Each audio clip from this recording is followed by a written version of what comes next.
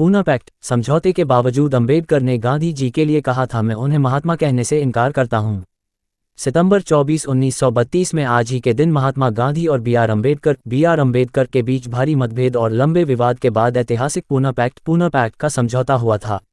सितंबर 1932 की सुबह बॉम्बे, जिसे अब मुंबई के रूप में जाना जाता है, में लोग भारी मात्रा में पहले से ही इंडियन मर्चेंट्स चैम्बर हॉल के सामने बरामदे में मौजूद थे। उनकी प्राथमिकता आज के दिन सिर्फ और सिर्फ एक थी, महात्मा गांधी का जीवन बचाना, जो लंबी अवधि से अनशन पर हैं और उनके पास 24 घंटे से भी कम समय है। हफ्ते भर से गांधी जी, जो कि राजद्रोह के आरोपों में पुणे की जेल में बंद रहे, और बी आर अम्बेडकर के बीच तनाव जारी है। तमाम समाचार पत्र महात्मा गांधी के घटते बढ़ते रक्तचाप की खबरों से भरे पड़े हैं। वहीं बी आर अम्बेडकर, जो भारत की बड़ी आबादी यानी तथाकथित अछूत वर्ग, जिन्हें आज अनुसूचित जाति SC कहा जाता है, के लिए संविधान में पृथक निर्वाचन अधिकार की मांग पर डटे थे।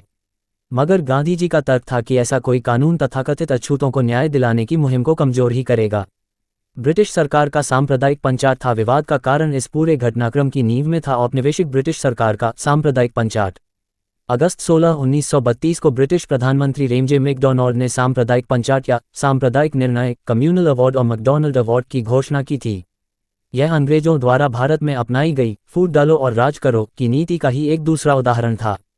इस निर्णय में मुस्लिम, सिख आदि की तरह ब्रिटिश सरकार ने तथाकथित अछूत वर्ग को भी हिंदुओं से अलग समुदाय की मान्यता दी।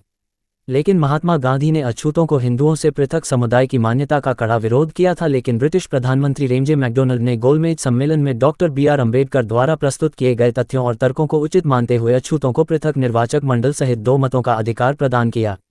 महात्मा गांधी द्वारा इस सिद्धांत का विरोध किया गया था, लेकिन उन्होंने मुस्लिमों या सिखों के लिए समान प्रावधानों पर कोई आपत्ति नहीं जताई।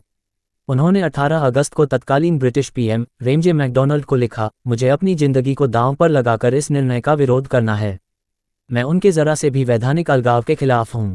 महात्मा गांधी ने इस बात को 9 सितंबर तक भी दोहराया, लेकिन अंग्रेजों ने अपने फैसले पर रोक लगाने से इनकार कर दिया।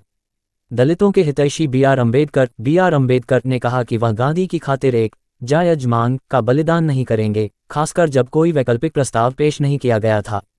दरअसल अम्बेडकर ने महात्मा गांधी पर आरोप लगाया कि वो हिंदुओं और दलितों के बीच की खाई को और चौड़ी कर रहे हैं, जबकि महात्मा गांधी का मानना था कि दलितों को पृथक समुदाय और निर्वाचन देना भारतीय समाज को और अधिक टुकड़ों में बांट देगा। उनका मानना था कि छुआछूत हिंदू धर्म का अंग नहीं है और हिंदुओं में अस्पृश्यता कलंक है, लेकिन निकट भविष्य में ये खत्म हो जाएगी, जबकि पृथक निर्वाचन इस घाव को हमेशा हरा रखेगा और अछूतों के अस्तित्व को खतरे में ही डालेगा। महात्मा गांधी का अनशन। आखिर में गांधी ने अगले दिन सितंबर 20, 1932 को पूना की यरवदा जेल में अछूतों को मिले पृथक निर्वाचन मंडल तथा 2 मतों के अधिकार के विरोध में आमरण अनशन प्रारंभ कर दिया। अचानक सभी समाचार पत्र महात्मा गांधी के गिरते स्वास्थ्य की दैनिक बुलेटिन से भर गए। कांग्रेस नेताओं ने अम्बेडकर को समझौता करने के लिए उकसाया। अम्बेडकर ने कांग्रेस से कहा, अगर मुझे फांसी पर भी चढ़ा दिया जाए तब भी मैं लोगों के साथ विश्वासघात कर अपने पवित्र कर्तव्य से नहीं देख सकता।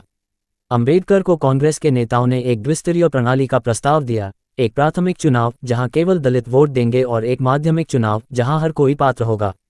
22 सितंबर की सुबह अम्बेडकर ने पुणे की यात्रा की और दोपहर में गांधी से मिले। महात्मा गांधी के सचिव महादेव देसाई के नोट्स के अनुसार अम्बेडकर ने गांधी जी से कहा, मैं अपने समुदाय के लिए राजनीतिक शक्ति चाहता हूं।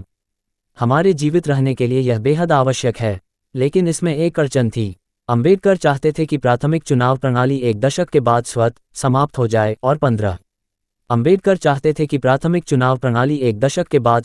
समाप्त हो जाए और 15 साल बाद तथाकथित दबे कुचले वर्ग के बीच जनमत संग्रह पर सशर्त सीटें आरक्षित कर दी जाएं। कई हिंदू नेताओं ने इसका कड़ा विरोध किया था और गांधी खुद 5 साल बाद जनमत संग्रह चाहते थे। 23 सितंबर को फिर बातचीत हुई। अपनी किताब डॉक्टर अम्बेडकर और अस्पृश्यता में लेखक क्रिस्टोफ जाफरलॉट ने लिखा कि अगली सुबह देवदास गांधी, महात्मा गांधी के चौथे और सबसे छोटे पुत्र, ने तिल मिलाकर कहा, पिता मर रहे हैं। उन्होंने अपनी किताब में जिक्र किया कि अम्बेडकर के समक्ष उनकी आंखों में आंसू थे। महाराष्ट्र के लगभग सभी प्रमुख अखबार गांधी का समर्थन और अम्बेडकर का विरोध कर रहे थे। गांधी जी के घटते बढ़ते ब्लड प्रेशर से लेकर उनकी गिरती हालत समाचार की बड़ी खबर होती। पूना पैक्ट। अम्बेडकर ने अंत में कहा कि अगर वे गांधी के जीवन के लिए समझौता नहीं करते तो दलितों को पूर्वग्रह से जूझना पड़ेगा। आखिरकार पूना समझौते पर 24 सितंबर को शाम 5 बजे 23 लोगों ने हस्ताक्षर किए। मदन मोहन मालवीय ने इसे हिंदुओं और गांधी की ओर से और अम्बेडकर ने अछूत वर्गों की ओर से हस्ताक्षर किए। इस समझौते में दलितों के लिए अलग निर्वाचन और 2 वोट का अधिकार खत्म हो गया। अंग्रेजों द्वारा दी गई 80 सीटों के बजाय अछूत वर्गों को 148 सीटें मिलीं। कहा जाता है कि अंबेडकर ने गांधी जी की इस हट को बेमन से स्वीकार किया था और इस समझौते पर राजी हुए थे।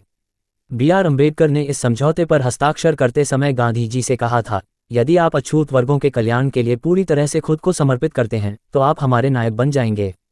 हालांकि अंबेडकर के हृदय में गांधी जी को लेकर नफरत उनकी मृत्यु के बाद भी जीवित रही। अंबेडकर ने पूना पैक्ट वार्ता के दौरान गांधी के रुख को एक राजनेता का रुख कहा। बीबीसी को दिए एक साक्षात्कार में अंबेडकर ने कहा था, एक राजनीतिज्ञ के रूप में वह कभी महात्मा नहीं थे। मैं उन्हें महात्मा कहने से इनकार करता हूं।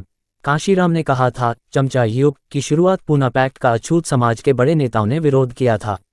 बहुजन समाज पार्टी के संस्थापक कांशीराम ने पूना पैक्ट के बाद के युग को चमचा युग कहा और समझौते के 50 साल पूरे होने पर सितंबर 23, 1982 को अपनी एक किताब प्रकाशित की। इस किताब का नाम था एन एरा ऑफ स्टूजेस, यानी चमचा युग। कांशीराम ने लिखा था कि पूना पैक्ट की वजह से ही दलित अपने वास्तविक प्रतिनिधि चुनने से वंचित कर दिए गए। पूना पैक्ट को लेकर महात्मा गांधी की हट कितनी सही या गलत थी, इस बात का विश्लेषण करने के लिए शायद मेरा कद बहुत छोटा है, लेकिन ये कई समकालीन नेताओं ने माना था कि यह निश्चित ही औपनिवेशिक ब्रिटिश साम्राज्य की भारत और इसकी अखंडता में सेंध लगाने का ही एक उपक्रम था। और यदि तथाकथित अछूत वर्ग को पृथक निर्वाचन देने की बात बनी रहती तो पाकिस्तान की ही तरह भारत का शायद एक और हिस्सा टूट चुका होता। महात्मा गांधी ने कहा था कि आज नहीं तो कल हिंदू अपने विषयों से उबार आएंगे और समय के साथ यह एक बड़े स्तर तक साकार भी हो रहा है। आज भारत के राष्ट्रपति के पद पर एक अनुसूचित जाति का व्यक्ति है।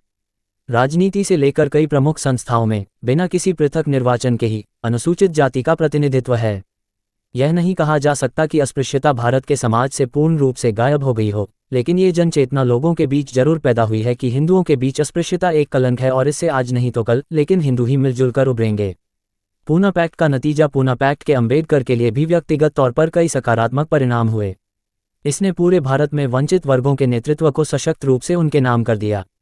उन्होंने न केवल कांग्रेस बल्कि पूरे देश को ही नैतिक रूप से दबे हुए वर्गों के उत्थान के लिए जिम्मेदार ठहराया। इतिहास में पहली बार वंचित वर्गों को एक राजनीतिक ताकत बनाने में भी अंबेडकर सफल रहे। अंबेडकर ने खुद स्वीकार किया था कि वह एक पूर्ण समाधान नहीं बल्कि अल्पकालीन और त्वरित कोई फैसला चाहते थे। उनका कहना था कि वह इंतजार नहीं करना चाहते थे, लेकिन उन्हें गांधी और कांग्रेस की जिंदगी के लिए यह फैसला लेना पड़ा। सूचना सिर्फ मान्यताओं और जानकारियों पर आधारित है। यहाँ यह बताना जरूरी है कि यह मेरा वीडियो किसी भी तरह की मान्यता जानकारी की पुष्टि नहीं करता है। किसी भी जानकारी या मान्यता को अमल में लाने से पहले संबंधित विशेषज्ञ से सलाह लें। धन्यवाद।